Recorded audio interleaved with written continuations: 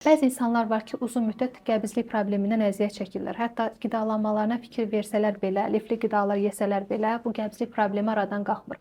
Ümumiyyətlə, uzun müddətli davam edən qəbizliyin kökündə hansı bir xəstəlik dayanır? Burada artıq xroniki qəbizlik dediyimiz halda burada mütləq ciddi araşdırma aparılmalıdır. Buna çox səbəblər ola bilər. Bağırsaqda olan hər hansı bir orqanik belə deyək, bir patologiya vardır. Məsəl üçün bağırsaqda yolu tutan bir törəmə var, bir polip var. Bağırsağın bir iltihabi xəstəliyi var, kolit var, yara var, xora var, iltihab var. Bunlar səbəb ola bilər. Sonra bağırsaq çıxışında bir anal çata bağlı spazm ola bilər ki, bu normal bağırsağın boşalmasının qarşısını ala bilər. Eyni zamanda üst həzm sisteminə bağlı səbəblər də ola bilər. Misal üçün hiperasit mədə xəstəlikləri özü qəbizliyin bir səbəbidir. Yəni insanlar qəbizliyin səbəbi kimi ancaq bağırsaqda axtarırlar, amma mədə turşuluğun artması ilə gedən mədə xəstəlikləri özü bir bağırsaq peristaltikasını ləngidib qəbizliyə səbəb ola bilir. Qaraciyərin yağlanması, hepatitlər, öd kisəsində olan bir öd daşı xəstəliyi, eyni zamanda endokrin xəstəliklərdə məsələn zob,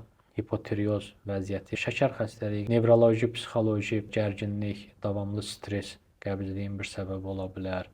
Bir də demək alimentar səbəb var, yəni düzgün qidalanmama səbəbi. İnsan pastoyanı quru yeməklər yeyir, çox kalorili yeyir, çox yağlı yeyir, çox şirniyyat yeyir, çətin həzmə gedən qidalar yeyir. Bu alimentar səbəbdir. Bu da qəbizliyə səbəb olar. Suyu az içmək, həmçinin fiziki aktivliyin aşağı olması, passiv olmaq rol daşıyır. Dərman mənşəli qəbizlik də var. Misal üçün bəzi antidepressantlar qəbizliyə səbəb ola bilər. Yəni bunlar hamısı ətraflı araşdırılmalıdır və ortaya çıxarılmalıdır.